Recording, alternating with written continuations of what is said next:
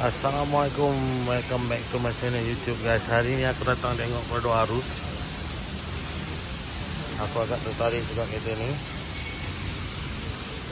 And memang ada satu biji kereta lagi baru 2023, warna biru, sama color dengan Perodok beza aku ni. Aku dah confuse lah mana tu aku nak ambil kereta ni, kan? Innova ataupun Arus.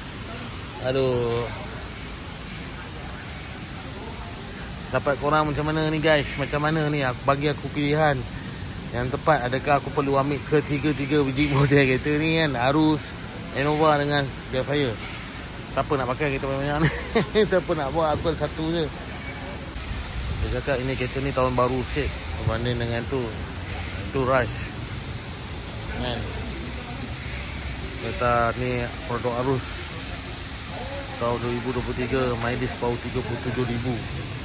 Orang rasa kenapa dia jual kan? Ya, tapi sini agak still pecah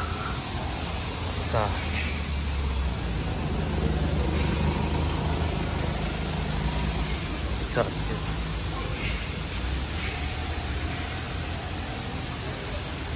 Aku agak menarik juga Perodok Arus ni. Warna biru. Macam mana warna beza aku. Sebab tu aku cakap kita lepaskan benda yang sayang, kita akan dapat balik. Seat dia koyak sikit. Perodok Arus ni spek advance and push start button. Okay, dia spek advance tapi dia punya mileage memang agak rendah lah, 37,500. Dia pun agak smooth. Okay, jadi dia ada biasalah ni original punya entertainment, and then banyak lagi yang cantik. Saya nak tengok Starrett tu, tapi Starrett tu dah jual dah tahun 2017. Starrett dah jual, jadi ada tinggal Arus tahun 2023. Agak menarik juga Arus ni. Memang best jugalah. Dia macam sistem Pro 2 juga kan. Ada benda ni, ada sensor semua.